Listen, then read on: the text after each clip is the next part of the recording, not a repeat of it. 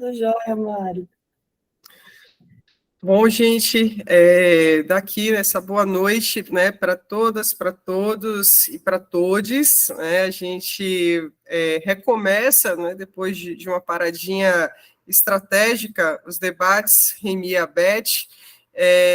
Meu nome é Paula Freitas, eu hoje faço parte, né, da atual diretoria da Abete, que sucedeu a diretoria presidida, né, por Patrícia Trópia, que muito generosamente aceitou participar aqui do debate, e eu gostaria de aproveitar também esse início do debate para convidar, né, a todos e a todas para participarem do nosso próximo encontro, 18º Encontro Nacional da ABET, sobre o tema Futuro do Trabalho, reconstruindo caminhos para a proteção social no Brasil. O edital para recebimento de mesas, propostas, está aberto, podem pegar lá no site da ABET, né, e dessa vez vamos fazer presencialmente na Universidade de Brasília, no período de 5 a 9 de setembro, mas o que é importante é que a gente se junte, que a gente milite aqui, né, em prol de resgatar o valor do trabalho, de novo, para a nossa sociedade, né, e tentar trazer os avanços diante dos retrocessos acontecidos nos últimos tempos. Né. Nessa edição, hoje, do Debates da Remy e da Abete, a Patrícia, né, a Patrícia Trópia, que veio hoje nos prestigiar, ela quem vai fazer a mediação e também o debate, e é por isso que eu já vou passar de pronto a palavra para ela, para que ela possa efetivamente abrir a mesa. Patrícia, por favor. Certo. Bom, boa noite a todos. Muito obrigada, Paula. Começo agradecendo você pelo convite. Né? Muito bom retomarmos os debates Remy Abete. Muito bom ter você de novo depois dessa fase de doutorado, né? E que essa atividade que foi tão importante, né? No momento da pandemia, no momento de destruição de direitos e de perspectivas tão difíceis, né? Que nós mantivemos as lives, as discussões. Então, retomar esse espaço é muito importante. Também queria estimular que todo mundo participe, né, do próximo encontro da ABET, que vai ser uma ótima oportunidade de a gente se rever, né, se abraçar, e debater as nossas pesquisas, né, em torno de vários temas, inclusive esse, porque existem vários GTs, né, mas um GT específico sobre a questão de gênero. Né? Bom, agradeço a presença do público. Eu me apresento, né? Sou Patrícia Vieira Trópia, sou professora da Universidade Federal de Uberlândia, né? Tive aí essa honra de presidir a ABET no período 2020-2021. Sou pesquisadora do sindicalismo brasileiro, né? O tema das classes, do sindicalismo e do trabalho. E fiquei muito contente, né, de ser convidada para mediar e fazer ter um papel de diálogo, né, nessa mesa. Bom, eu vou apresentar as nossas participantes. Eu começo com a Sueli Custódio, que é professora do Instituto Tecnológico da Aeronáutica, o ITA. Lá no ITA, ela coordena o Laboratório de Inovação, e além de uma pesquisa em torno do tema da inovação, ela realiza um trabalho coletivo de promoção das mulheres, né, no STEAM e nas ciências em geral. Para a atividade de hoje, né, ela vem como coordenadora da Rede Brasileira de Mulheres Cientistas, da qual eu também faço parte, tenho o maior orgulho de participar, né, e hoje ela vai tratar do tema A Desigualdade de Gênero nas Ciências, Desafios e Avanços. Antes de passar a palavra, né, para a Sueli, eu vou apresentar também Marilane Teixeira, pesquisadora do CESIT, do Instituto de Economia da Unicamp, assessora sindical, sempre de importantes entidades sindicais. Né? A Marilane tem uma atuação intensa junto ao movimento sindical, contribui decisivamente no debate público em torno de vários temas, como sindicalismo, gênero, as instituições do trabalho, mercado de trabalho, e hoje ela vai abordar, né, entre outros aspectos, né, o projeto de lei da obrigatoriedade da igualdade salarial, anunciada pelo presidente Lula no último 8 de março, né, com a presença de várias ministras, a ministra das mulheres, né, a ministra também, qual outra ministra que estava, que me chamou a atenção? Bom, me fugiu. A questão racial, A provavelmente. questão racial, exatamente. Além do próprio presidente, né, uma cerimônia muito bonita, impactante. E o tema, então, né, da fala da Marilane Teixeira é igualdade salarial obrigatória entre homens e mulheres, o que mudou? E, além disso, Marilane faz parte da Rede Brasileira de Economistas Feministas. Tá? Bem, então, eu já me apresentei, nós combinamos que Sueli Custódio e Marilane falaram 15 minutos cada uma, quando for 12 minutos, já tiverem passado 12 minutos, eu, então, vou fazer um sinal, né? E depois eu vou fazer alguns comentários e passo e abro, né, para que, né, o público dialogue conosco, tá bom? Então, agradecendo novamente, em nome da Beth, da Remire e todo esse grupo que aqui está, eu passo a palavra para a Sueli Custódio. Patrícia, se você me permitir, acho que seria interessante a Marilane iniciar, né, para trabalhar, né, uma ideia do mercado, de um modo geral, e a gente vai trabalhar uma questão mais específica na área de ciências. Pode ser, Marilane? Obrigada. Pode Pode ser. Eu só passei a palavra para você, porque como a gente mais ou menos é de casa, né? Mas perfeito. Então, Mari. Ok, então, bom, obrigada. Então, bom, para começar, uma boa tarde a todas as pessoas que estão nos acompanhando. Um agradecimento especial à Beth e à Remir, né, pela organização do debate, em particular a Paula Freitas, que tem organizado esse debate, me convidou, a Patrícia Tropa pela mediação, queridas amigas, né, com quais a gente vem trabalhando já há muito tempo, e um prazer também estar aqui com a Sueli, com quem a gente já tem diálogo, né, por conta de, enfim, de trabalhos em comum, mas ainda não tivemos a oportunidade de estar numa atividade junta, né? Então é a primeira vez que eu vou ter a oportunidade de dividir isso com a Sueli. A cumprimentar todas as pessoas que estão aqui, praticamente conheço 100%, né, de quem está, então não vou nem citar, porque para não passar vergonha, né, de esquecer alguém, mas agradecer pela presença de todas e um todo, né, o Rogério. É curioso, né, que um debate como esse parece que não atrai muito público masculino, né? Atrai basicamente o público feminino. Então, Rogério, muito bom ter você aqui também, a gente, junto com tantas outras mulheres que são de diferentes áreas de atuação, enfim, feministas, estudiosas, pesquisadoras, operadoras do direito, professoras. Então, obrigada mais uma vez. Eu não vou me arrastar muito em delongas, porque nós só temos 15 minutos, né?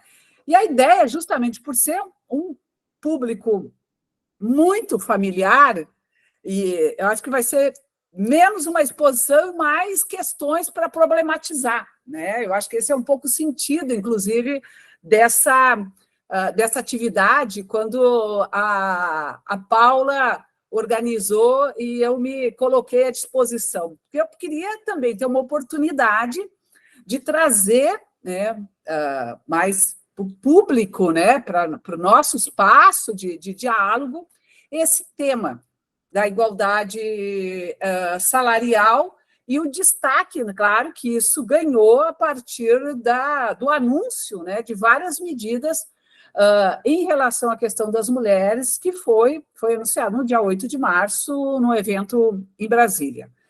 Bom, acho que, primeiro, claro, tem que reconhecer que foi uma iniciativa muito importante, necessária, era uma promessa, inclusive, do governo do Lula, né, ainda candidato, em relação ao tema. Mas, além de ser uma promessa de governo, de campanha, é um tema que, na verdade, a gente tem, digamos, se debruçado há muito tempo, né? Não é um tema novo, é um tema complexo, e, por isso, ele tem que ser tratado com muita cautela, né? E é importante avaliar, inclusive, qual vai ser o impacto desse projeto de igualdade salarial e se ele, de fato, vai conseguir, vamos dizer, dar conta da complexidade do que significa o problema da desigualdade salarial. A desigualdade salarial, na verdade, ela é uma dimensão das múltiplas desigualdades que se vive no mundo do trabalho, quando a gente olha a partir da perspectiva de gênero e a partir da perspectiva racial, ou seja, toda a nossa construção teórica é no sentido de reforçar que o racismo e o sexismo, ele estrutura, né, as relações sociais, estrutura, né, o próprio capitalismo, e, obviamente, o mercado de trabalho ele é uma dessas dimensões, e a desigualdade salarial é uma forma, é uma expressão de como é que isso se apresenta, né? Só que ela não é fácil de ser, digamos que, medida, e tu não dá conta, não se dá conta de enfrentar o problema, evidentemente, a partir de uma iniciativa. Você, é um conjunto, né, de ações, de políticas que envolvem a sociedade, evidentemente, de forma organizada, as instituições, o Estado, no sentido de combater. Porque a gente sabe que as desigualdades, né, elas têm uma base material importante num sistema capitalista e que, obviamente, receber salários menores para mulheres negras e homens negros, isso tem tem uma certa centralidade do ponto de vista do sistema, né? O sistema, vamos dizer, se beneficia disso. Então, agora, talvez o problema é que, como o debate ganha muita centralidade, porque ele vem pelas mãos do presidente da República, né? Então, não é por nós, não é pelo movimento, ele chega, né, com muita força por meio das mãos do presidente da República, evidentemente temos uma tendência a incorporá-lo e a valorizá-lo como uma medida importante e necessária. Só que a avaliação que se tem é que é isso, é importante, é necessário, mas, obviamente, não vai dar conta do problema. Porque para nós, porque quando a gente fala, né, em dados sobre desigualdade salarial, o que os dados revelam? Os dados revelam, na verdade, uma média, né? É como se eu somasse todas as mulheres que estão ocupadas no Brasil em diferentes posições de ocupação, na informalidade, trabalho por conta própria, no trabalho doméstico, e dividisse pelo número total, a massa salarial dividido pelo total, e fazendo o mesmo com os homens, eu vou ter uma média salarial, que representa uma média, portanto, né, assim como nos homens representa uma média, e que, historicamente, se a gente olhar as estatísticas do Brasil, por exemplo, nas últimas décadas, praticamente tem se mantido inalterada, em torno de 20, 21, 22, em média, a diferença salarial, ou seja, para cada R$100 que um homem recebe, uma mulher recebe, em média, 80. Claro que esses números eles têm se alterado, mas muito pouco. Se a gente olhar os últimos 20 anos, pouca mudança, mesmo os períodos de maior crescimento econômico, de ciclo expansivo, pouco se alterou essas diferenças. E também, quando a gente desagrega esses dados para olhar, bom, como é que é no formal, como é que é no informal, no trabalho doméstico, quando a gente desagrega esses dados por ocupação, por atividade econômica, eles podem ou não expressar diferenças ainda mais expressivas e mais significativas. Quando a gente olha, por exemplo, no caso das mulheres negras, é isso. As mulheres negras no Brasil hoje recebem em torno de 40% do salário masculino, um salário de um homem branco. Mas eu ainda estou falando de médias, né? E por que eu acho que talvez esse seja um gancho fundamental para nós? Para a gente que discute, por exemplo, a divisão sexual do trabalho, que incorpora esse debate nas nossas formulações teóricas, na nossa prática cotidiana, quando a gente discute o papel da reprodução social, né, na produção econômica, e como as mulheres são sobrecarregadas pelo trabalho doméstico e de cuidados, e como isso determina a forma de inserção das mulheres no mundo do trabalho.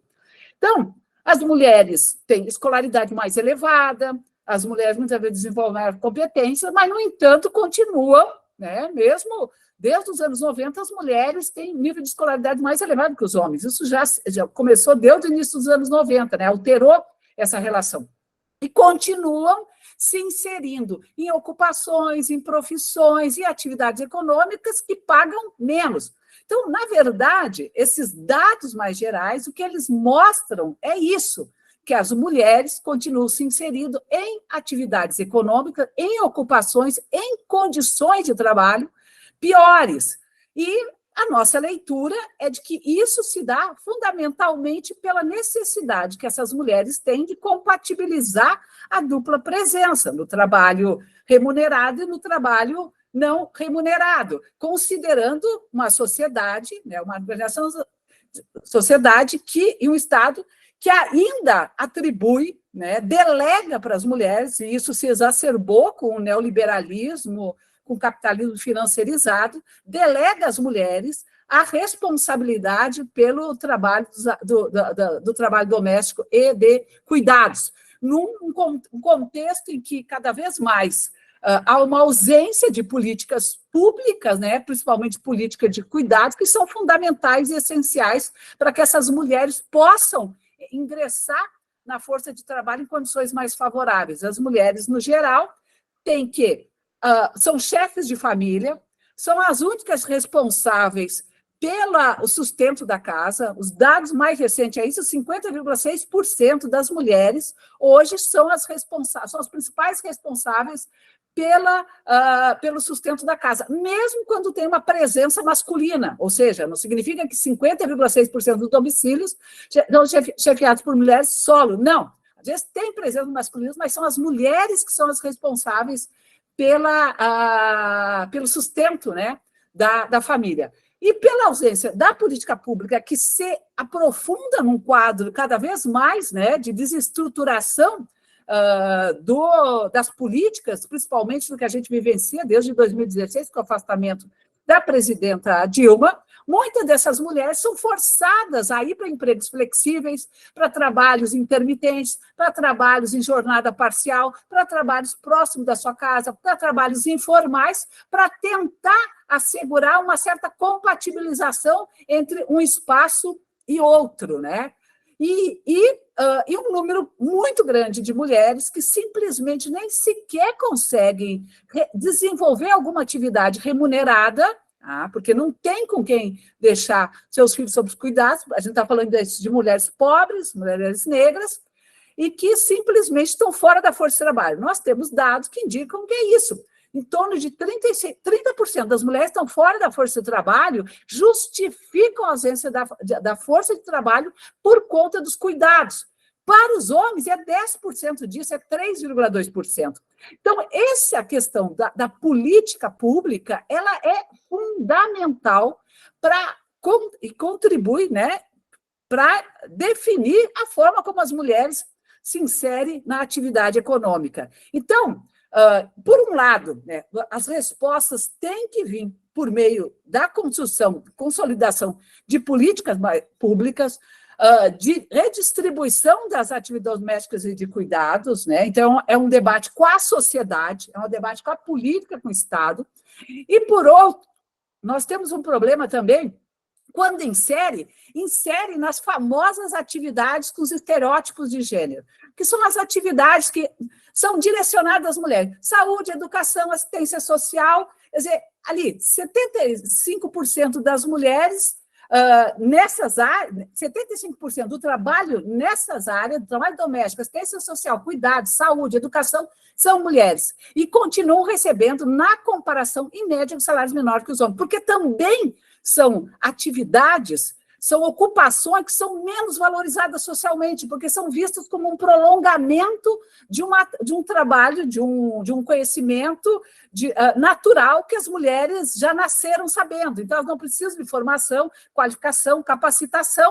Então, vão recebe menos, e aí tem um problema de como você valoriza esses trabalhos na sociedade. Esses trabalhos valem menos porque são realizados por mulheres, esses trabalhos valem menos, são menos remunerados porque são mulheres que realizam, porque são parte de seus afazeres naturais, atribuições naturais, porque são trabalhos ligados à vida e, portanto, têm menor valor no mercado, que os trabalhos vão ser considerados mais estereótipo masculino. E um outro aspecto é que quando as mulheres entram, por exemplo, nas atividades, olhando a coisa do projeto, vamos olhar as mulheres que entram em linha de produção nas fábricas, no comércio, no serviço. Elas entram como auxiliar, como ajudante, e elas ficam a vida toda trabalhando como ajudante auxiliar, mesmo muitas vezes trocando a atividade, melhorando, mas não tem nenhuma perspectiva de mudança salarial e muito menos de alteração na ocupação. Por quê? Porque as mulheres não conseguem se organizar e não conseguem ter força para chegar, por exemplo, os seus superintendentes, encarregados, chefes, etc., dizer, não, eu estou 10 anos fazendo isso, eu quero uma promoção. Os homens não, no primeiro ano eles já obtêm. Isso, gente, é relato de quem está dentro de fábrica, acontece o tempo inteiro. O projeto, como é que ele visa? 12 minutos. Tá. O projeto olha a partir de uma realidade em que se pressupõe que as empresas estão, vamos dizer, contratando pessoas, homens e mulheres, fazendo as mesmas coisas e ganhando salários diferenciados. Não é fácil de chegar a isso, não é fácil. Primeiro porque as empresas têm plano de cargos e salário, plano de carreira, tem uma série de estímulos que vão criando faixas, né, diferenciadas para justificar por que o homem ganha um salário mais alto do que as mulheres. Não que não exista, mas não é exatamente isso que predomina. Então, o projeto, claro, ele tem os seus méritos, ele é importante, mas ele não vai ser fácil de ser viabilizado, porque nós já temos 2 convenções da OIT que nós aprovamos sobre a discriminação salarial e a questão do salário igual para trabalho, salário igual para trabalho de igual valor. Nós já temos isso na Constituição, nós já temos na CLT, nós já temos na maioria das convenções coletivas a questão de cláusulas que punem as empresas por praticar discriminação, né? Então, o que vai acontecer? Isso, inclusive, tem que ser depois regulamentado pelo projeto de lei, porque o projeto de lei não trata disso. O projeto de lei diz o seguinte: as empresas vão ter um prazo para apresentar, com mais de 20 trabalhadores, tá? Vão ter um prazo para entregar um relatório de transparência.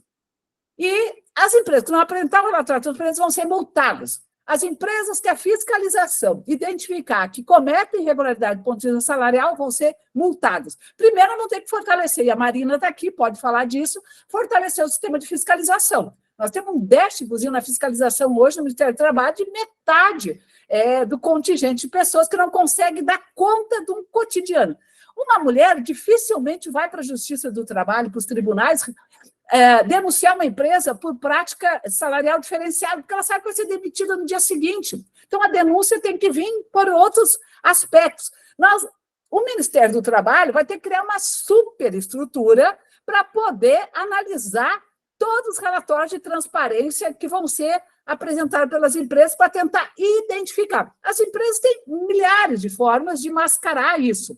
Então, assim, eu não quero jogar água fria no projeto, de maneira alguma, e essa não é a nossa intenção, por isso que a gente está conversando aqui só entre amigas, né, e amigos. Então, é para fazer um debate, para mostrar as limitações que o projeto tem. Ele deveria, já estou terminando então, Patrícia, ele deveria vir acompanhado de um conjunto de medidas e de ações que complementam e que se somam a esse projeto, obviamente, e que aí sim a gente pode pensar que a médio e longo prazo nós vamos conseguir, de fato, enfrentar os problemas da desigualdade salarial. Obrigada, Patrícia. Muito obrigada, Mari. A gente que agradece, né, a sua excelente exposição e problematização, tá? E eu passo, então, Sueli Custódio, 12 minutos eu também vou, né, dar um sinalzinho aqui. Muito obrigada. Obrigada, Patrícia. Bom, fica difícil, né, depois dessa fala potente, toda poderosa aqui do Marilane, né, trazendo aqui o X da questão. Não só em relação à questão do acesso ao trabalho, condições de trabalho, reconhecimento profissional, e que a normatização, ela é uma condição necessária, porém não suficiente, se nós não tivermos aqui, conforme ela bem expôs, um conjunto de medidas e ações. E é um pouco sobre isso que, primeiro, queria agradecer, né, a participação e parabenizar a comissão organizadora por esse debate, que ele é não só relevante, mas ele traz aqui, né, pontos de reflexão para a gente saber que país a gente está aqui defendendo, né, e eu acho que isso é bastante relevante. Segundo, porque participar de mesas, né, de uma mesa com a Patrícia, e a Marilane, a própria Paula, né, e as pessoas que aqui estão assistindo, é sempre muito proveitoso e é sempre ter aqui aprendizagens, né, com certeza, ao longo do nosso debate.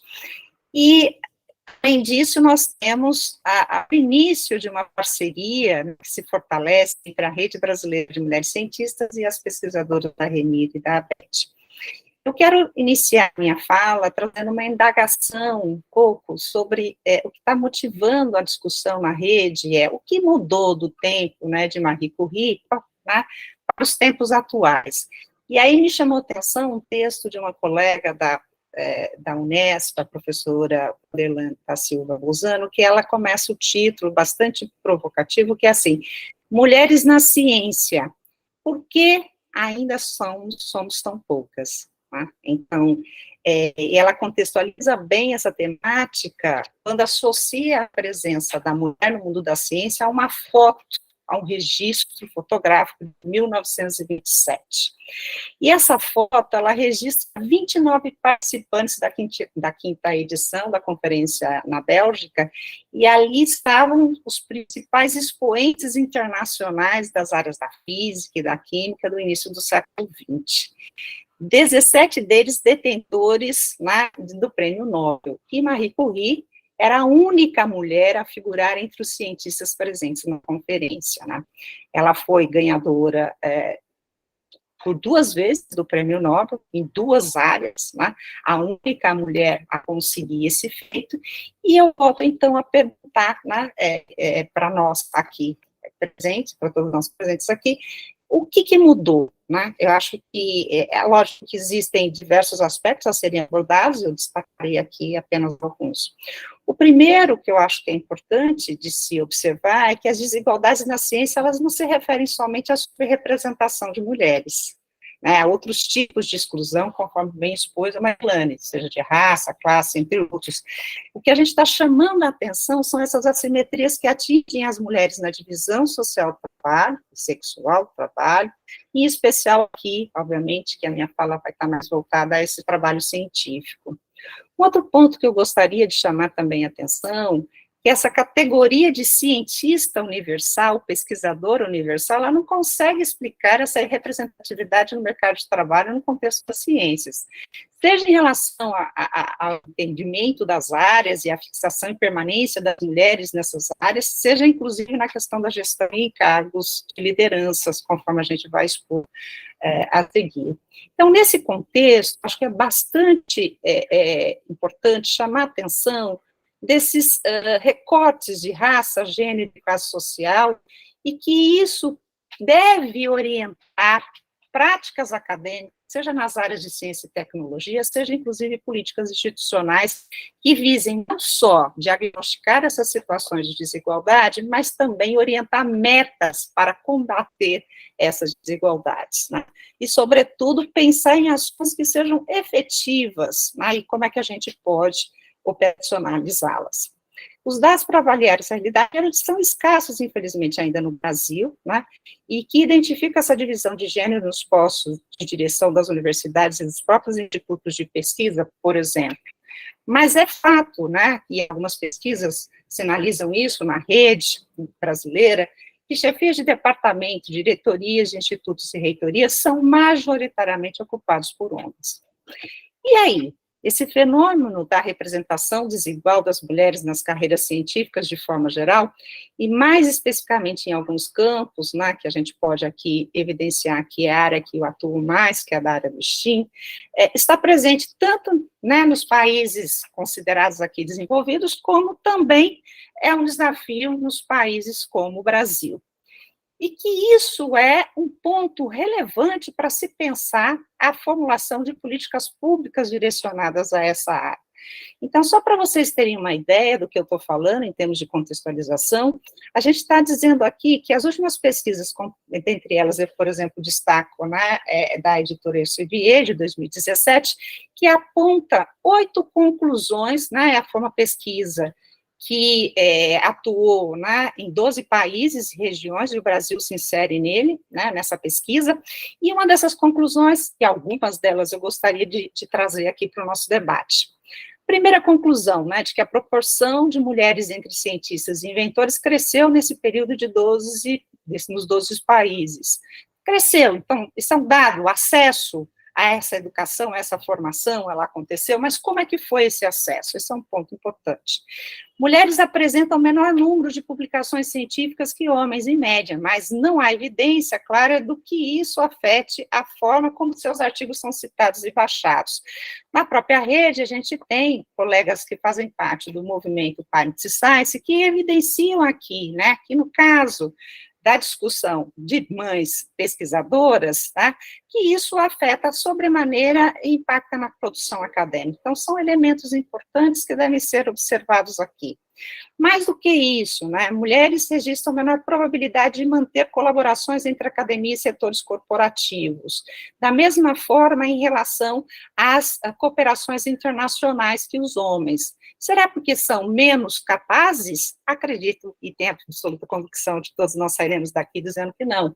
Mas talvez o efeito tesoura, né, possa explicar um pouco essa discussão, ou seja, que diz respeito a um corte no contingente de mulheres em função de progressão da carreira científica. Dessa forma, quanto mais alta for a posição profissional em uma determinada área de conhecimento, menor a proporção de mulheres encontradas. E isso se evidencia de diversas formas. A gente pode citar vários trabalhos e pesquisas que atestam essa questão. Vou citar aqui algumas delas. E aí, como é que a rede se insere nessa discussão, nesse debate, que conforme, né, nós ouvimos, que elas são enfrentamentos múltiplos, né?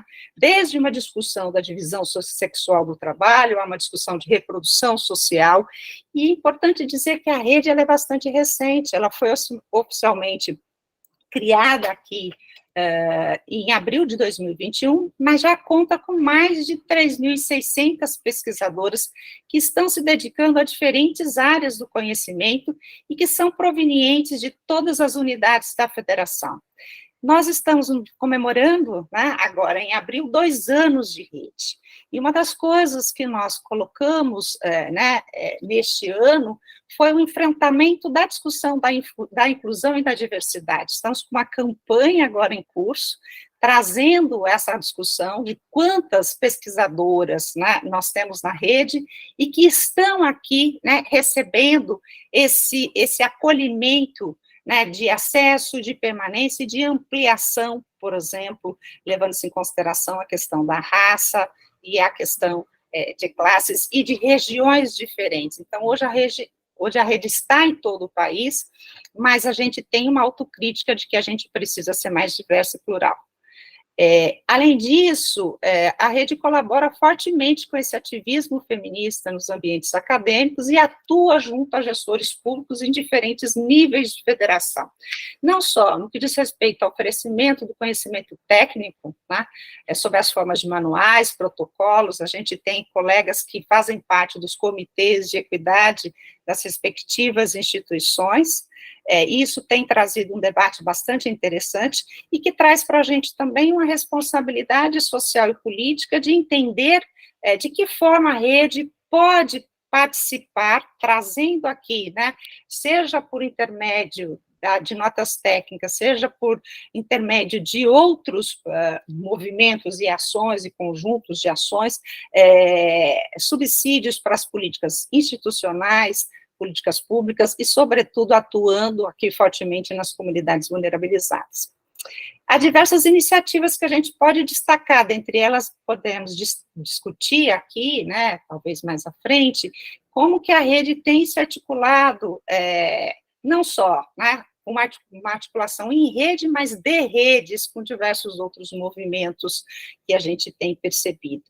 Um outro ponto é como esses grupos que estimulam meninas e jovens a ingressarem na academia, especialmente nas áreas em que a gente tem percebido essas desigualdades. Eu acho que a Marilene coloca aqui que quanto mais próximo nas áreas de cuidado, você vai ter uma alta concentração de meninas e de mulheres, ao passo que quando você começa a pensar, né, em áreas, geralmente nas áreas exatas, essa dificuldade ela começa a ficar mais forte. E interessante dizer que essas atuações diversas em diferentes níveis da federação, elas podem trazer aqui elementos importantes para a nossa análise, né, e para a nossa atuação enquanto integrantes da rede. Não só no que diz respeito a essas publicações, conforme expus, né, de notas técnicas, a rede, ela é criada com esse intuito, e muitas das nossas notas técnicas, desculpes, elas foram utilizadas nos debates ali no Congresso Nacional, o que nos deixa bastante satisfeitas em relação ao entender como é que essas lideranças, elas podem se estabelecer. E hoje, em particular, né, uma das nossas integrantes, a Márcia Rangel Cândido, que faz parte do grupo GEMA, o Grupo de Estudos Multidisciplinares da Ação Afirmativa, publicou, né, no Nexus algumas questões que eu acho que também vale a pena trazer para esse debate. Dizendo o seguinte, olha, não basta simplesmente que a gente apresente o problema, é necessário que a gente tenha um instrumento diagnóstico, e para isso a gente tem que entender a proporção de mulheres por estágio de profissionalização. Esse é um ponto relevante. Da mesma forma, esse quociente, de inclusão de gênero na pós-graduação, no que diz respeito a essa área da ciência. E mais do que isso, entender como essa progressão de carreira científica está se dando no interior desses ambientes, né?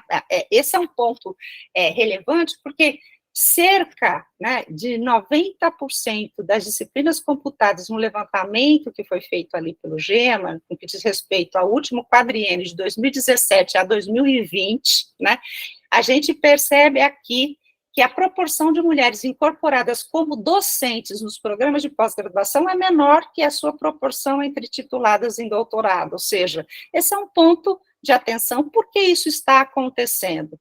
E se nós observarmos que a gente tem aqui, né, de um lado, um ponto de equilíbrio, né, entre gêneros nos pesquisadores registrados no CNPq, e que foi atingido em 2010, né, quando nós tivemos 128 mil pesquisadores relacionados na base de dados, que estavam divididos igualmente entre homens e mulheres, e que a gente tem agora, né, uma situação que as mulheres ultrapassam os homens de 52% para 48%, quando a gente olha para a questão das bolsas de produtividade, isso não se reflete do mesmo modo. Ou seja, esse olhar sobre as bolsas de produtividade do CNPq, considerada aqui uma premiação ao mérito acadêmico, demonstram, né, que já em 2011, que 62,8% dos homens, né, tinham, né, bolsas produtividades nível 2, no início de carreira, e 37,2% de mulheres para o mesmo nível. Quando a gente vai aumentando o nível aqui da bolsa, você tem aqui no nível 1A, 77,7% para homens e 22,3% para mulheres. Bom, então, o que a gente pode evidenciar, né, que embora tenha tido um pequeno aumento percentual nesse nível, é claramente desafiador o que a gente tem pela frente, ou seja, de ações que de fato ampliem, né, a participação feminina na atividade científica e que devam gerar ganhos substantivos para os próximos anos. Essa é uma grande expectativa que nós temos nessa nova gestão. Tá bom? Sim, e aí eu finalizo aqui as minhas ponderações, trazendo aqui 2 pontos para debate, né? O primeiro é entender se, de fato, né, embora a gente perceba, identifique aqui uma intensidade maior nessa base de mulheres não qualificadas, né, que não passaram por um treinamento ou capacitação e a dificuldade desse acesso, sobretudo considerando aqui populações, e aí eu acho que essa questão de raça é fundamental nesse sentido, de verificar mulheres pretas, né, e como que isso tem, o rosto da desigualdade no país tem rosto de mulher, né, nós não podemos mais deixar isso de lado, e um outro ponto é, que medidas nós, enquanto sociedade civil, nós, enquanto rede, nós, enquanto instituições, temos aqui, né, que estabelecer para que nós possamos ter, de fato, aquilo que a Marilane expôs, que é um conjunto de medidas e ações que sejam, de fato, efetivas para a mudança e transformação dessa realidade. É isso, muito obrigada.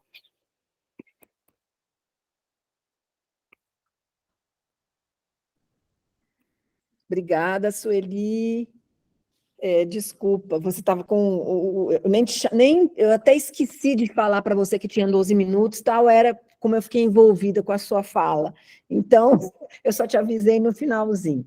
Mas muito obrigada. Bom, eu fui de forma, né, muito instigada, né, pelas falas, pela proposta da mesa. E o primeiro aspecto que eu queria chamar a atenção, naquilo que me cabe nesses primeiros minutos para esquentar o debate, né, porque a minha função é um pouco de ser debatedora, saudar a composição da mesa no sentido das falas, ou seja, das questões que são trazidas. De um lado, Marilane falando da igualdade salarial, de uma questão política, né, de igualdade salarial no mercado de trabalho, e muito da problemática que mobiliza essa discussão, e a própria fala da Marilane, né?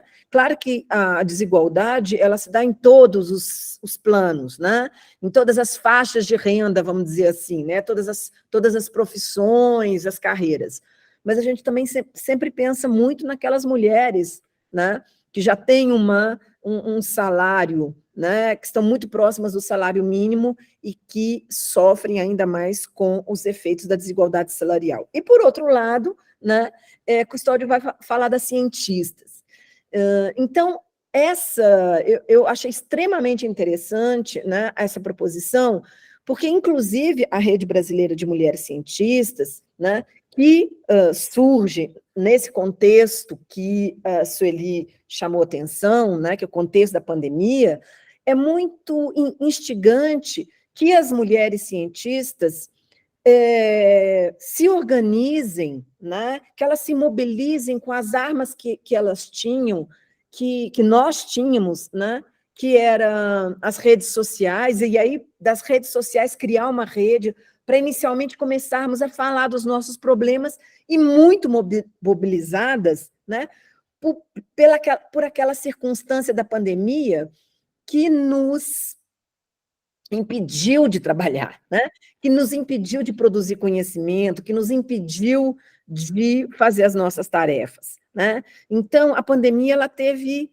né, e a circunstância, né, dessa crise da pandemia, sobretudo a falta de equipamentos sociais, né, a redução, né, da mobilidade social, então não podemos contar com a ajuda de outras mulheres, das escolas, das creches, colocou para as mulheres cientistas uma questão central.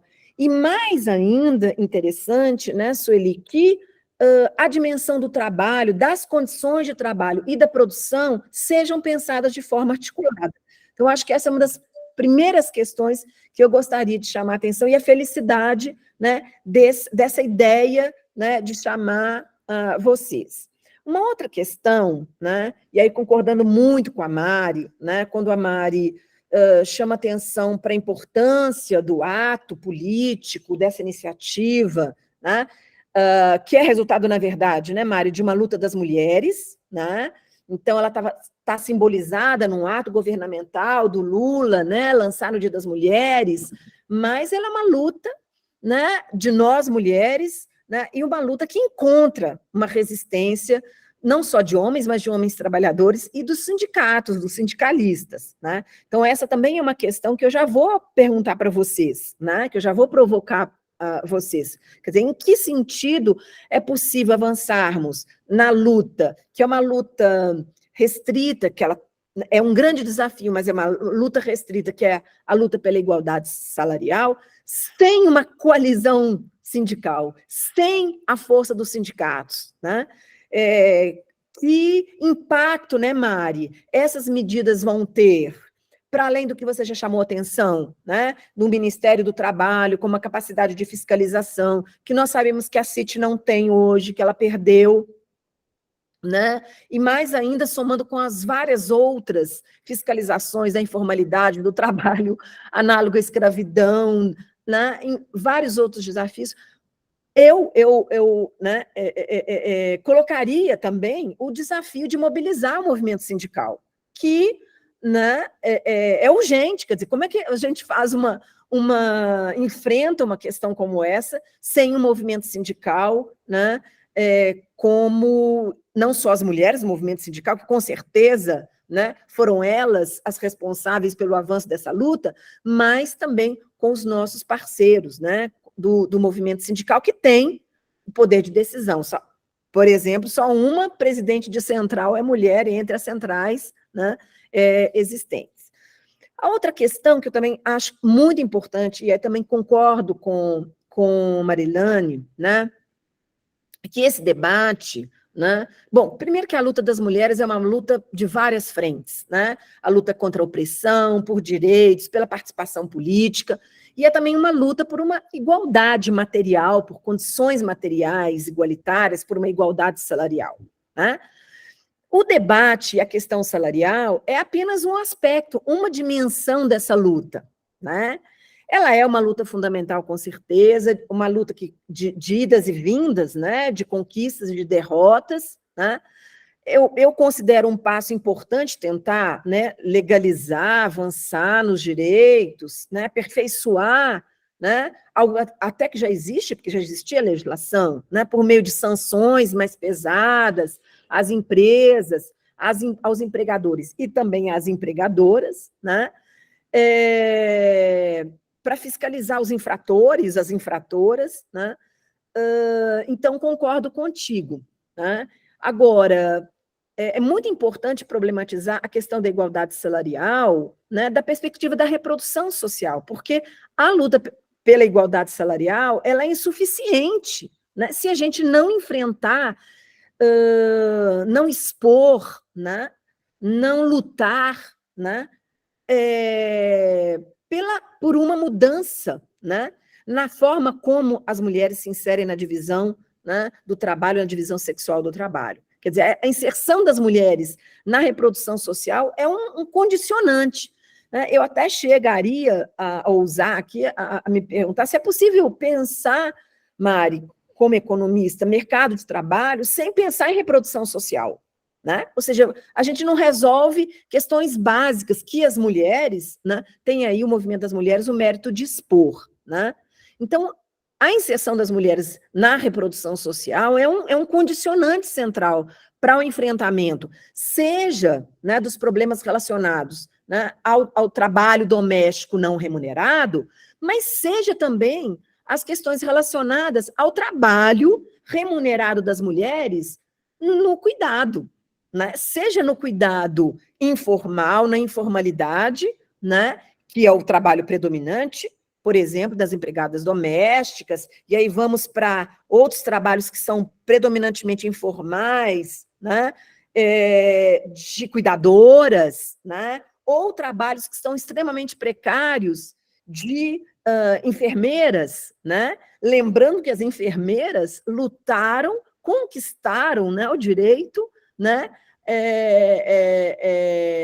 né, do piso nacional, e o Bolsonaro vetou, né, com o apoio da Associação Médica, né, enfim, as clivagens e as contradições que, né, algumas conquistas das mulheres, né, se colocam.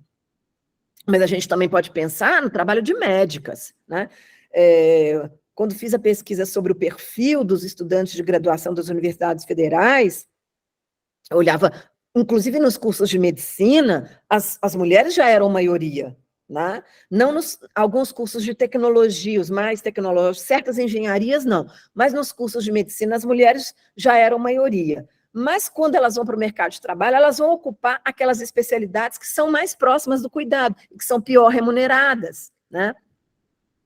Então, algumas portas se abrem, né, e outras se fecham, né? As mulheres, portanto, quando elas vão se inserir no mercado de trabalho, né, elas dependem de algo que é muito objetivo, né, que é um tempo, que o tempo que elas têm, né, não seja apropriado de forma desigual, né, porque quando esse tempo doméstico, né, é apropriado de forma desigual, seja no seio da família, seja em torno de equipamentos sociais, quem é que tem acesso à creche? Né? Quantas cidades, quantos municípios, todas as mulheres estão, né, com direito à creche e com creche por tempo integral. Né? Então, a disputa, né, pelo tempo não pago, né, mas também a disputa pelos equipamentos sociais me parece fundamental, né, para além da questão da escolarização, da qualificação, da carreira e da ciência, ou seja, as coisas estão muito imbricadas. Né? Queria dar um pouco meu depoimento, né? Eu falei, acho que eu vou hoje falar alguma coisa da minha vida, e aí eu vou terminar, né? Porque eu fiquei grávida com 20 anos, né? Para quem não conhece a minha história, né? Aí eu mudo para Campinas, eu fui estudar na Unicamp, né? E não fosse o fato do Instituto de Física da Unicamp, lá em 1985, ter aberto uma creche para as professoras e os professores de física e os técnicos de física, né? E abriram 2 vagas para 2 alunos de física que tinham filhos, uma delas a minha filha, eu não teria podido estudar. Né? Ou seja, para mim, né, o equipamento público social foi fundamental para eu me inserir, para eu começar a estudar. Né? Então, né, ter bolsa de iniciação científica, programas de ação afirmativa, né, esse edital que está aberto agora, né, pela ministra, que eu tinha esquecido o nome que eu queria falar, mas era a Luciana Santos, que estava presente, né, que lança o edital para que as meninas cientistas, né, sejam incentivadas. Então, não fossem equipamentos públicos, ou seja, a presença do Estado, porque não é uma questão apenas, né, da divisão, da negociação que se faz no seio da família, com companheiros, com o pai, com avós, etc., mas é uma questão política, né, mais geral, né, eu não teria, né, não sei se não estaria aqui, né, mas seguramente não teria tido a trajetória que eu tive e a oportunidade que eu tive. Né? Então, eu deixo, né, com esse depoimento essas questões e pergunto, né, e provoco, né, se para esse desafio que se coloca, que é o desafio de fato, né, alcançarmos a igualdade salarial, mesmo compreendendo que ela é apenas um lado, né, e ela não resolve as questões das assimetrias e da desigualdade, nem da desigualdade social, né, se é possível pensar sem os sindicatos, sabendo que os sindicatos, né, eles próprios são, né, fatores, né, expressão de tensões, né, para essa luta das mulheres pela igualdade salarial.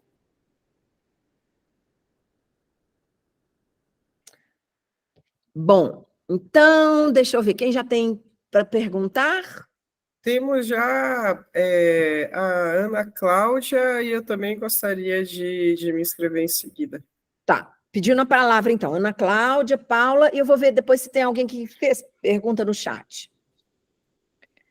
Bom, eu acho que quando eu estava ouvindo a Sueli, né, porque eu estudo um pouco, entre aspas, aqui embaixo, onde aparece cada vez mais forte a questão da desigualdade sociodigital, né? Muito forte, né? Essa é uma discussão que tem sido feita, sobretudo na América Latina, né? Várias instituições, e evidentemente, quando a gente está olhando a desigualdade sociodigital, não por um acaso, não é?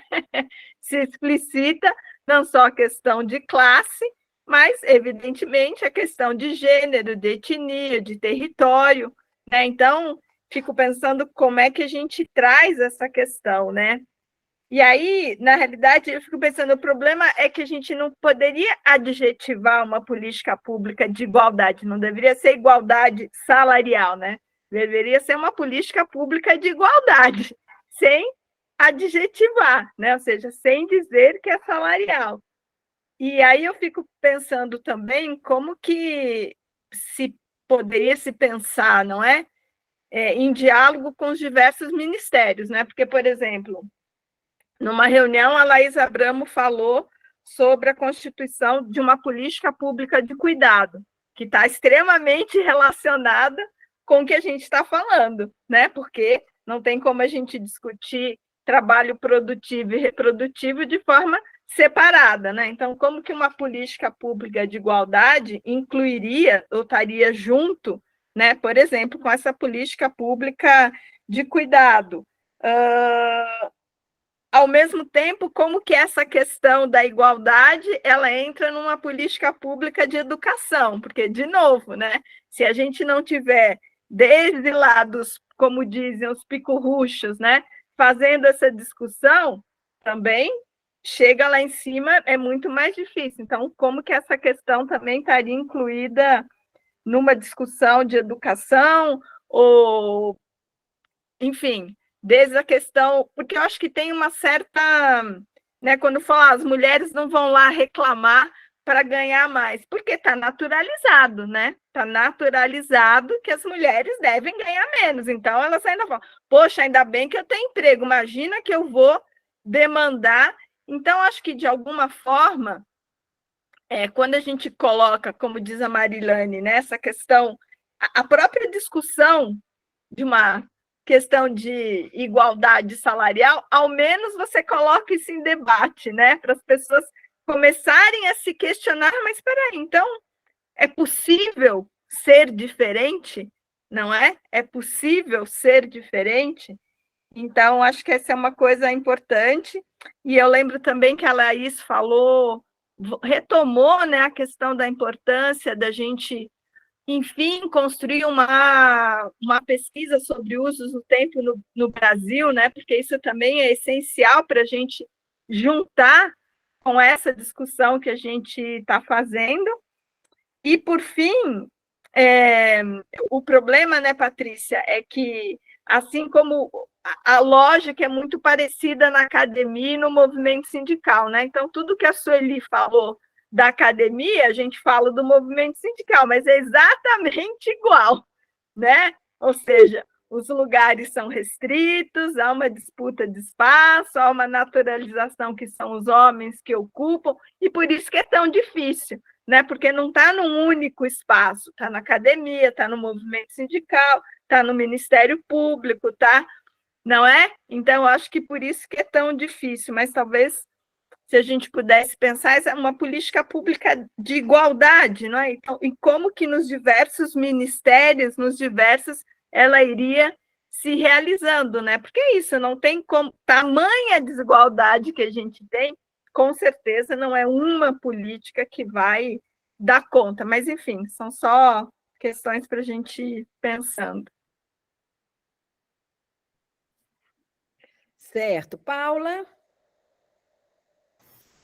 Então, são sempre muitas questões para a gente ir pensando sobre esse tema, né? E aqui, para mim, pelo menos, eu achei que fica bem interessante, né? Como que a Marilane traz a dimensão de um projeto que propõe igualdade salarial, ou seja, das mulheres que já estão lá, que de alguma forma, né, já se fazem introduzidas no mercado de trabalho, e, ao mesmo tempo, isso ele traz, né, a questão daquelas que ainda não estão lá, ou como somos pouco representativas, né, nos espaços, por exemplo, da academia e das ciências, e que sabemos que isso se permeia por tantos outros que estão aqui vinculados aos espaços de decisão e de poder. Né? Inclusive, os dados são mais graves. Eu fiz alguns levantamentos acerca da participação política, né, das mulheres a partir dessas últimas eleições, E a gente vê que, a despeito, mais uma vez, de ter lei incentivando, né, cota, etc., acaba que também institucionalmente se cria os bolsões de burla, né, daquilo que seria já um estímulo ainda incipiente, que é a existência de lei, né, mas vem o contra-estímulo da própria lei também, né, depois criando as anistias, por exemplo, aos partidos que não cumpriram as cotas, né, então, enfim, é de fato uma questão muito mais ampla do que a salarial, né, então, mas nesse sentido ainda, eu queria colocar como questão mesmo, né, em relação a Marilane aqui, eu queria muito, Mari, ouvir a sua opinião, né, acerca de ainda há sentido nessas disputas simbólicas como esse projeto, né, ou do ponto de vista simbólico, já estamos bem servidos e precisamos galgar mais do que isso, né? Então, em que medida que simbolicamente o Lula ter trazido esse projeto, ter colocado essa dimensão, daqui a palavra obrigatoriedade muda tudo, né? Como se o restante que está na lei não fosse obrigatório. Então, em que medida que muda tudo mesmo, ou em que medida, né, que o fato de se talvez até, ao contrário disso, de se demorar muito, né, na construção de aspectos simbólicos, não até normaliza que não se construa de fato essa igualdade, né? A gente acabe remando e enxugando o gelo na dimensão simbólica. Então, em que ponto isso pode estar efetivamente ajudando nessa perspectiva, ou até sendo, de certo modo, um tiro no pé. E na questão, né, da participação nas ciências e desse olhar para o futuro, que, digamos, a gente colocou aqui ciências, mas ter a liberdade de escolha, né, Sueli? A fim e a cabo, não é ser cientista ou não ser cientista, mas é ser o que quer ser, né? E que aí eu gostaria só de pontuar também, né, porque eu acho que dialoga inclusive com a questão que a Ana trouxe, da questão da educação, né, lá nos nossos pirralhinhos e pirralhinhas, né, uma vez eu li sobre uma reportagem também, sobre uma pesquisa que foi realizada com crianças, né, árabes, né, e foi feito um recorte de gênero, então foi perguntado ao mesmo grupo de crianças, e ao longo dos anos ia se repetindo, né, a pergunta acerca do que elas queriam ser quando crescesse, né, e as meninas, quando mais jovens, aspiravam mais futuro. Olha que interessante. Então, à medida, né, que foram crescendo, foram tendo os seus sonhos, os seus desejos frustrados, né, e de certa forma que já não conseguiam fazer prospecção, né? Então, isso me parece, de fato, né, algo que está muito anterior, muito na base, mas que, olhando aqui para esse recorte, né, das ciências, né, e considerando que para o hoje já seria difícil a gente mudar a partir dessa educação, a isso ali eu gostaria de entender, né, vindo de você, o que você entende que pode ser efetivamente um ponto de inflexão, em que medida, né, que pode se articular um ponto de inflexão para ter uma mudança um pouco mais sólida, um pouco mais concreta, né, nesse cenário da participação das mulheres nas ciências, né, de modo mais objetivo e concreto. É isso. Mas alguém gostaria de fazer questões? Bom, eu gostaria um pouco, então, eu não fiz todas as minhas perguntas, né, porque eu achei que eu estava tomando muito tempo, mas telegraficamente queria colocar uma questão para a Sueli, que é a questão, né, de como é que ela vê a possibilidade de uma luta, por exemplo, das mulheres ou dos cientistas de uma maneira geral, mas isso seria interessante muito para nós, uma luta o reconhecimento da bolsa, né, do período de pesquisa como trabalho. Isso tem um efeito importante também na área, né, na nossa área, porque o cientista tende a não se perceber como um trabalhador ou como um trabalhador especial, né? Então, se essa luta não seria uma luta interessante, né? E, Mari, né, também indicar a luta das argentinas, né, que fizeram, né, em 2001, bom, uma luta já há mais tempo, mas que conquistaram em 2021, no governo Álvaro Fernandes, Alberto Fernandes, o direito do reconhecimento do tempo em que elas estiverem, né, estavam cuidando das crianças, ou seja, aquelas que não tinham direito à licença, né, mas aquelas que, durante um ano, estavam cuidando dos seus filhos e não voltaram para o mercado de trabalho, né, de contabilizar na aposentadoria. O impacto dessa medida é pequeno, né, Mari? Pelo que eu vi nas reportagens, é coisa de 150 mil mulheres, mas, de qualquer maneira, tem um efeito, um mérito, na minha opinião, que é trazer o debate para a questão da reprodução, né? Ou seja, né, de pensar que o trabalho doméstico, de alguma maneira, ele tem que ser reconhecido como trabalho, né? E a sociedade, de alguma maneira, né, lidar com isso para a gente enfrentar a questão da desigualdade. Então, também colocaria essa pergunta, já que ninguém mais pediu a palavra. Alguém gostaria de intervir? Tá bom. Se não, então, como podemos fazer? Sueli, você gostaria de começar, a gente inverter, e depois a Marilane? Tá certo, então, obrigada. São tantas questões, né, provocações, muito bom. Eu vou começar pela Ana Cláudia, quando ela expõe a importância da sensibilização, conscientização e atuação. Acho que são fases importantes, mas que são constitutivas do entendimento, porque o primeiro ponto que a gente percebeu na rede é que nem sempre a mulher, né, a jovem, ela está consciente dessas desigualdades e dessas assimetrias. Então, esse é um primeiro ponto, sensibilizar para o tema. Depois, a gente tem que ter uma conscientização, que é a informação, né, de qualidade. E aí são diversos desafios, a gente percebeu isso, né, que cada vez mais, eu acho que foram tratados aqui diversos tópicos, e isso ficou claro que as pesquisas sobre gênero estão crescendo bastante, e a complexidade também, né, isso implica dizer que nós temos cada vez mais novos tópicos que vão surgindo, e eu acho que, como atuar para a terceira fase? Então, eu sensibilizei, eu conscientizei, como é que eu atuo? Eu vou dar um exemplo do que aconteceu na rede, das integrantes, eu acho que a própria criação da rede é uma resposta clara para mim, de o quê, né, de que você tinha, de um lado, né, críticas de parte dos agentes políticos, dirigidas às universidades públicas e os centros de pesquisa, de um modo geral, o negacionismo da ciência e o aumento no número de mortes, né, na pandemia, e que impactava sobremaneira na vida das pesquisadoras e das mulheres, de um modo especial. E a rede, ela surge como uma resposta, né, e cujo propósito era não só trazer essa informação de qualidade, né, e essa transparência, esse debate público, mas também trazendo aqui uma reflexão clara de quais estratégias, né, nós adotaríamos dentro da atuação contra as desigualdades de gênero, né, direcionando claramente para uma agenda de direitos.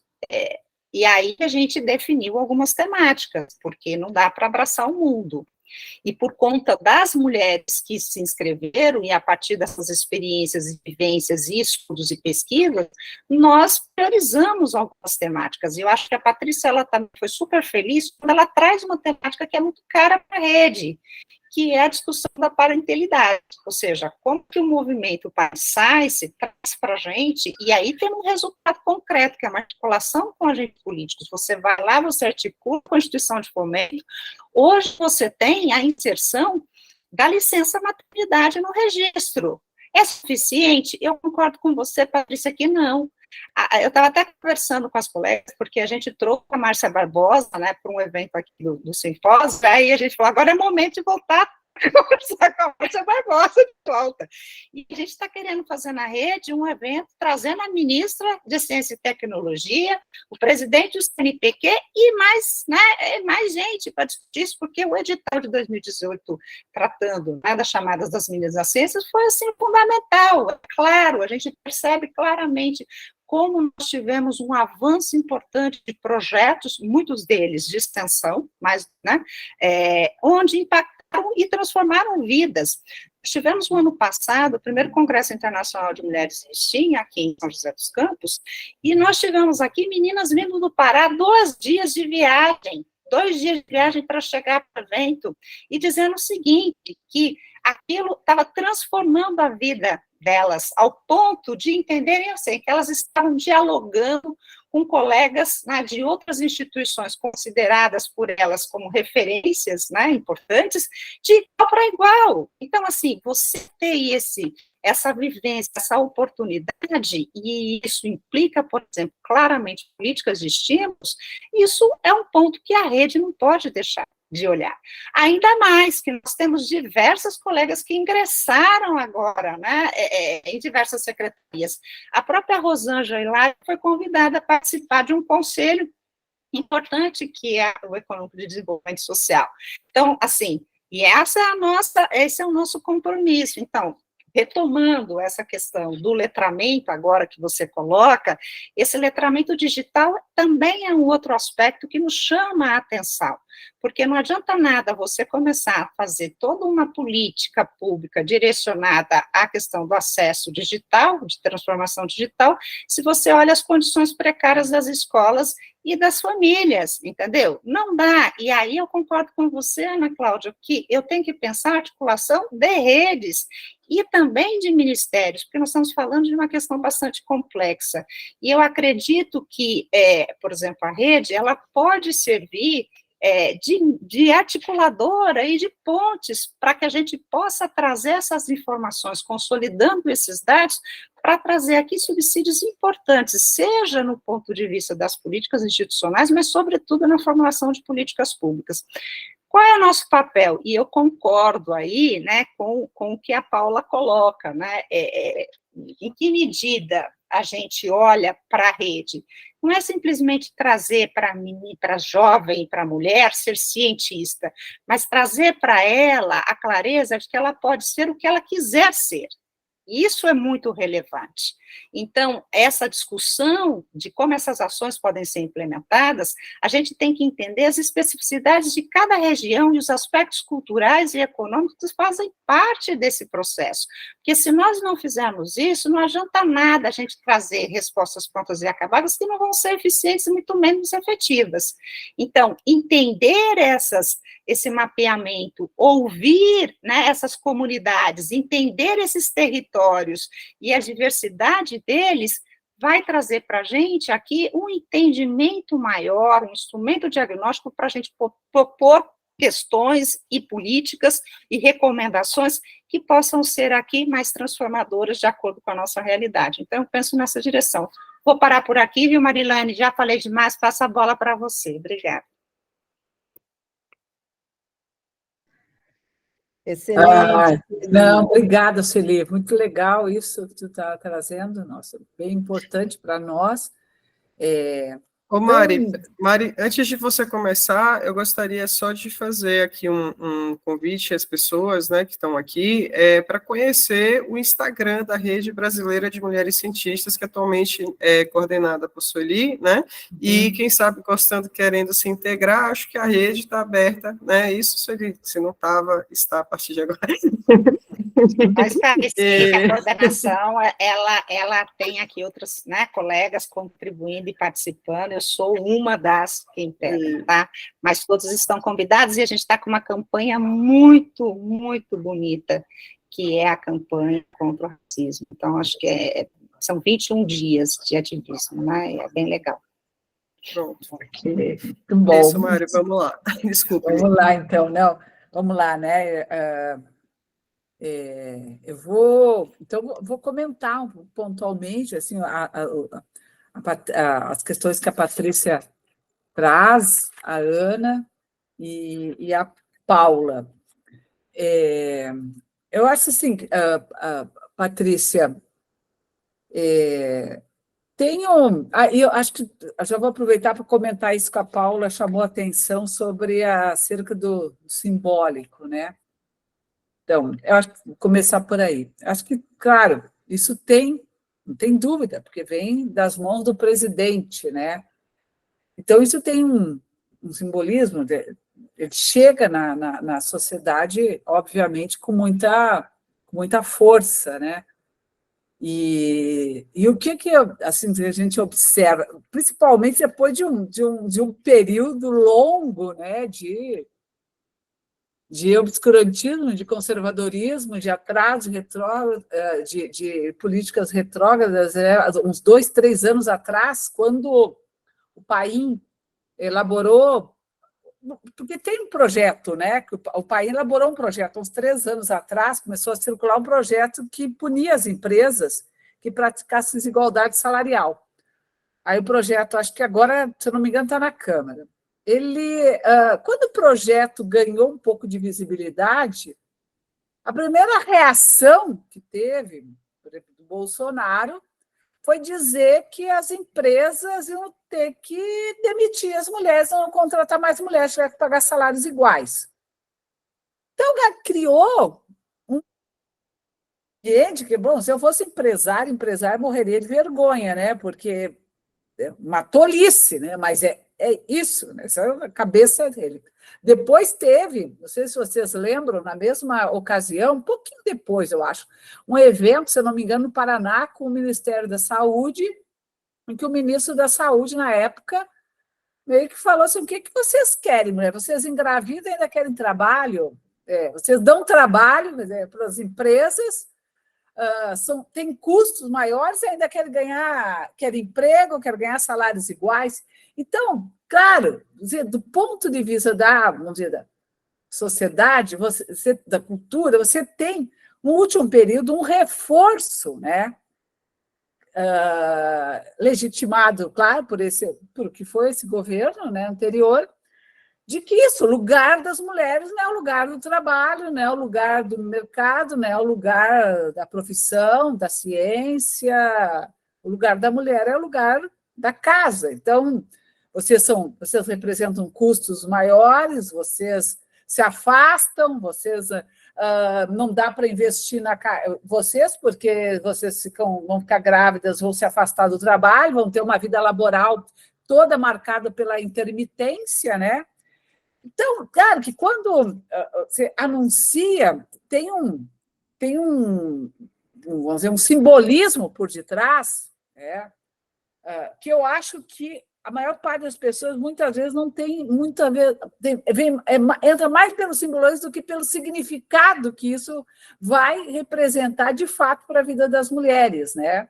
A gente, inclusive, comentava, né, aí, no círculo das mulheres feministas, várias estão aqui, inclusive, assistindo, acompanhando essa discussão, de que se o Lula tivesse anunciado uma política de valorização do salário mínimo, teria muito mais impacto sobre a vida das mulheres do que o projeto da igualdade salarial.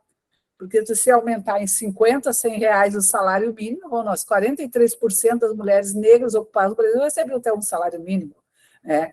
Então, e com certeza as mulheres não têm nenhum impacto, esse projeto de igualdade salarial não vai chegar na vida dessas mulheres, muito menos quem está na informalidade, né? Porque a verdade é isso, também você está olhando para o nicho, que são as mulheres formais, que têm, de alguma forma, uma carreira já mais ou menos estruturada no setor privado. Não são as mulheres, a maioria, que estão no chão da fábrica, né? Mas é óbvio que isso não retira o mérito do projeto, de maneira alguma, né? Por isso que a gente insiste com essa ideia de que tem que vir com mais coisas, né? Poderia, talvez, ter atrasado o anúncio e ter trazido um pacote, né? Que envolve isso que, inclusive, a Ana Cláudia chama atenção, que para nós é um debate fundamental nesse momento, que é uma política nacional de cuidados, né? Que vem junto, né? Que envolve assistência, educação, saúde, envolve um monte de questões de várias esferas do poder público, né, das políticas públicas, dos bens públicos, e que, em conjunto, vão ter, de fato, um efeito, um impacto muito mais importante. Agora, isso que tu chama a atenção, Patrícia, assim, dessa a questão sindical, depois disso, né, comecei a participar de uma atividade sindicais, é isso que chamei a atenção para o sindicalismo, porque também, vamos dizer, o sindicalismo incorporou, nossa, o projeto da igualdade salarial. Eu falei, bom, e vocês? Vão fazer o quê com esse projeto? Vocês vão fiscalizar? Vocês vão colocar na negociação coletiva, na norma coletiva, que, reiterando, inclusive, o que está na lei, porque a gente faz mais é reiterar o que está na lei dentro da norma, né?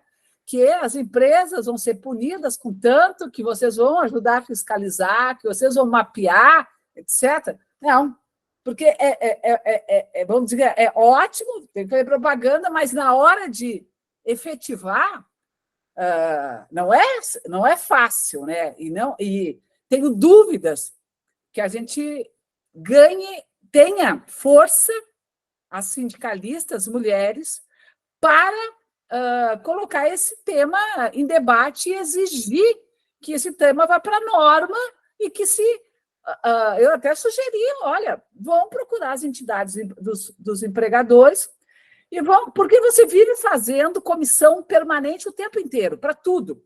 Está cheio de comissão permanente para tudo. Então, vamos propor comissão permanente para a questão da igualdade no lugar do trabalho, porque aí tu insere não só o salário, mas insere uma série de outros temas que vêm aí junto. É o assédio moral, o assédio sexual, a discriminação, sabe?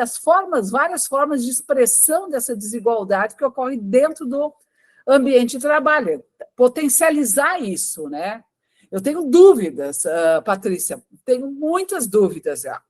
E acho que por quê? Porque o movimento sindical também reproduz essas relações, né? Também olha isso com uma certa naturalidade. Quando você olha, vamos dizer, é bom fazer o discurso, é bom defender, dizer, nossa, mas na hora de efetivar, de fato, a política, a coisa paralisa, né? Então, acho que se tiver, claro, por parte das mulheres, iniciativa, ação, organizar debate em torno disso, eu acho que pode ganhar alguma relevância. Se a gente lembrar que quem conhece a reforma trabalhista, na reforma trabalhista estava lá o tema da paridade, não da paridade, estava da equiparação salarial, porque a gente está falando de equiparar, né? Mudou as regras da equiparação, piorou para o reconhecimento da equiparação, e eu não vi uma iniciativa que questionasse isso, porque a gente sabia que aquilo tinha impacto muito maior sobre as mulheres do que sobre os homens. Criaram uma série de regras para definir que há equiparação ou não salarial. É o tempo de empresa, se trabalha a mesma empresa, mas em locais diferentes, em estabelecimentos diferentes, não pode ter equiparação. Como é que a gente traz isso para dentro desse projeto de lei que está sendo aprovado agora? Não tenho a menor ideia. Então, vai ter que estar tudo dentro da regulamentação, porque isso conflita diretamente com o que foi aprovado na reforma trabalhista em relação à equiparação salarial. Acho que não vai ser fácil. Eu imagino, Paulo, que vai ter um algoritmo lá que vai ler os relatórios das empresas para tentar localizar se tem práticas de desigualdade. Você imagina a quantidade de relatórios, porque é isso, se a empresa não apresentar relatório, ela vai ser multada. Bom, como é que tu operacionaliza isso no Ministério do Trabalho, que está absolutamente desestruturado, desaparelhado, sem estrutura, sem apoio?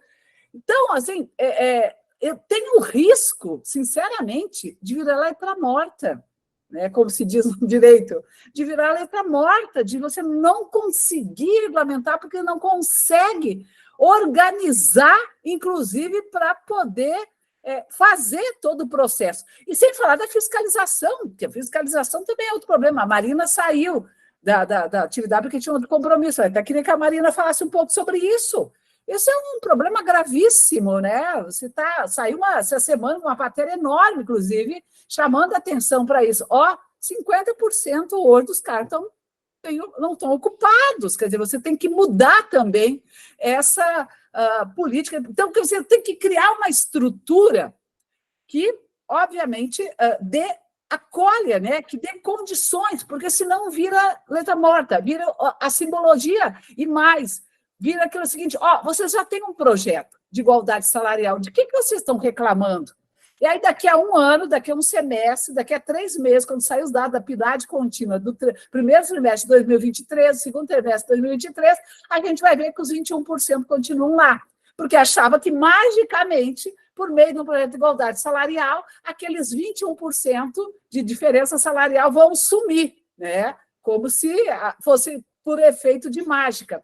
Então, é isso, Ana Cláudia, tem que reforçar essa tua ideia. Não, é uma política de igualdade, é isso, porque ela tem que estar sobre todas as dimensões da vida, né? E não só sobre essa perspectiva e olhando unicamente por uma realidade. Ou seja, né, você tira todas as mulheres que estão fora do trabalho formal, você tira as trabalhadoras domésticas, mais 6 milhões. Quer dizer, você praticamente, olha, eu até fiz esse levantamento, agora eu não vou recordar de cabeça. Qual era o percentual de mulheres que, na verdade, seriam complementadas com essa política? É um número muito, muito, muito pequeno, mas é isso. A crítica, ela que venha, mas que venha com outras medidas, né? E para finalizar, é isso também, Patrícia, eu concordo perfeitamente, é essa discussão da mudança na divisão sexual do trabalho, de como você organiza, né, a responsabilidade pela distribuição na reprodução, que não é só o papel da família, das mulheres, é da sociedade, é do Estado. Como é que tu reorganiza isso? É um movimento que implica em envolver o trabalho, o Ministério das Mulheres, o Ministério do Desenvolvimento Social, o Ministério do Desenvolvimento Agrário, a questão racial, direitos humanos. Nós temos aí pelo menos uns 15 ministérios, educação, saúde, quer dizer, tudo isso tem que fazer parte de um movimento forte para alterar isso. E, por último, essa coisa da Argentina, que você chamou a atenção, a Argentina é isso que você citou.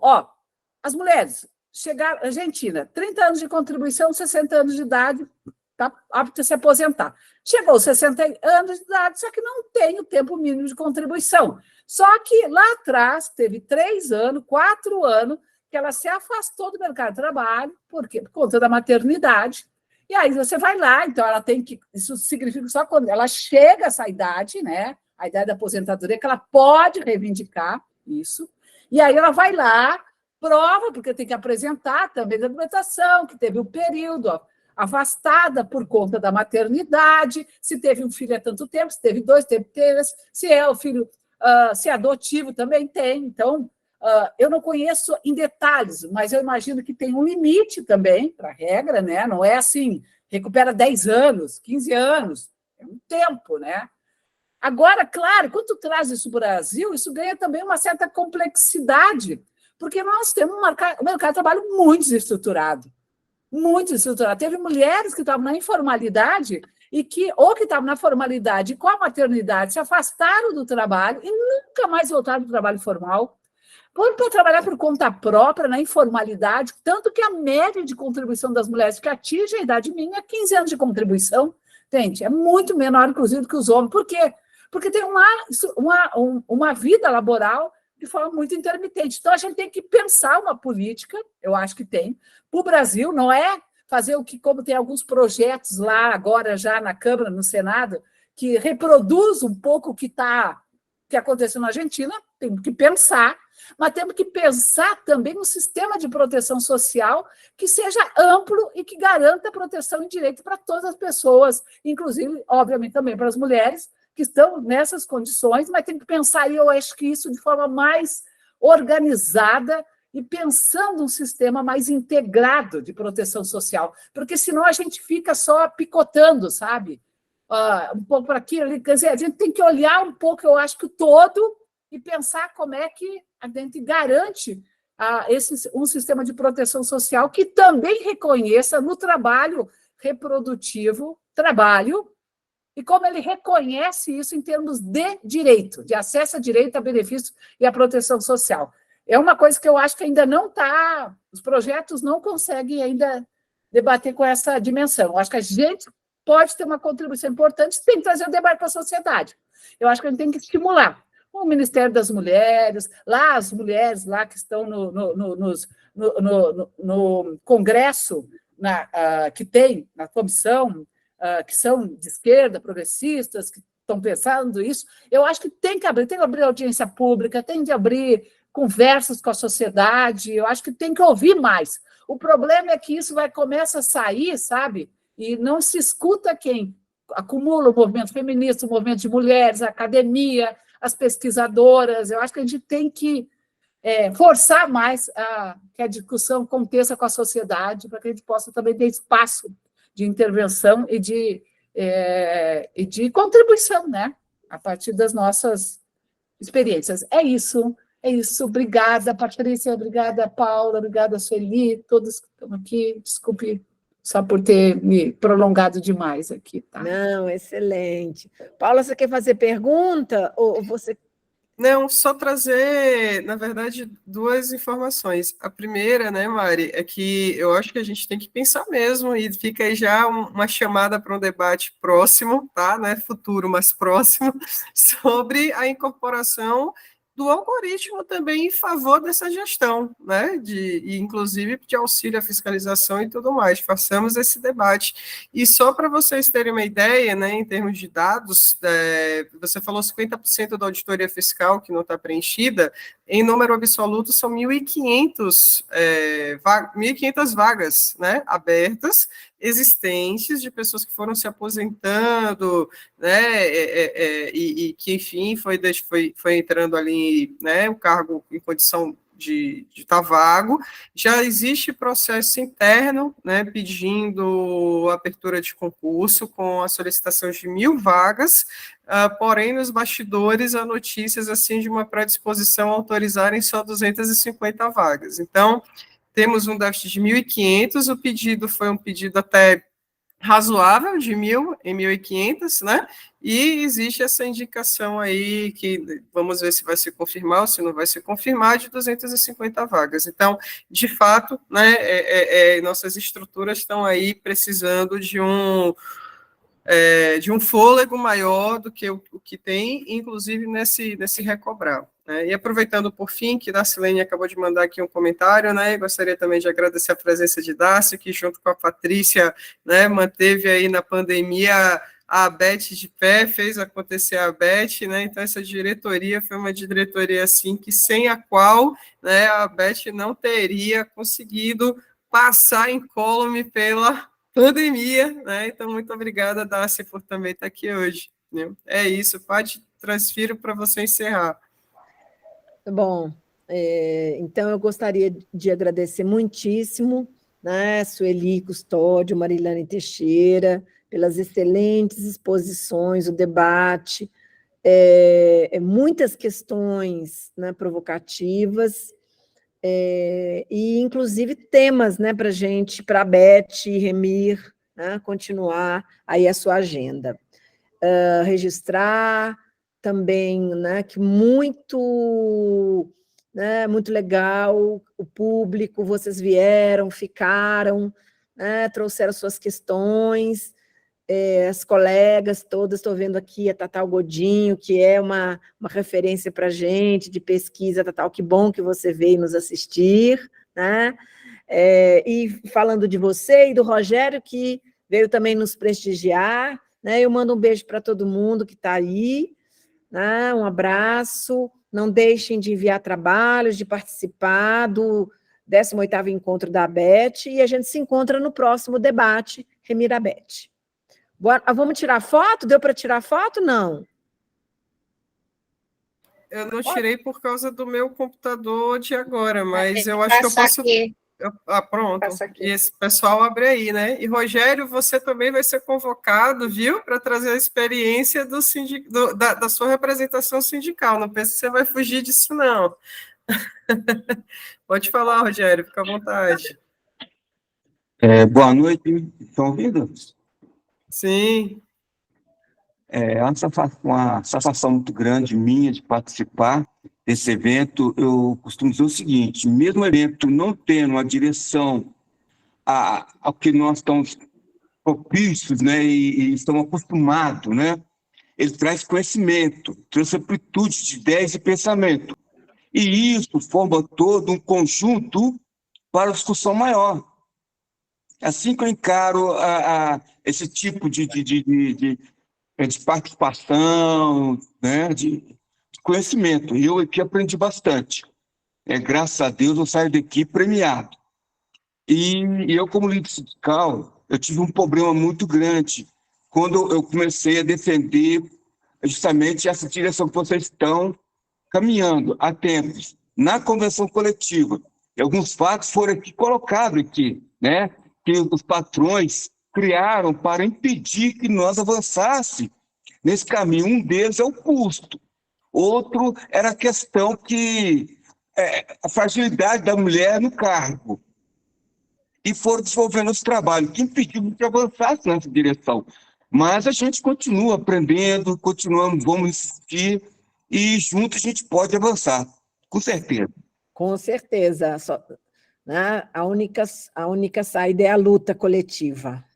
Sim. Um beijo, gente. É Boa isso. noite para todo mundo. Boa noite. Obrigada, gente. Tchau. Boa noite. Obrigada por terem vindo.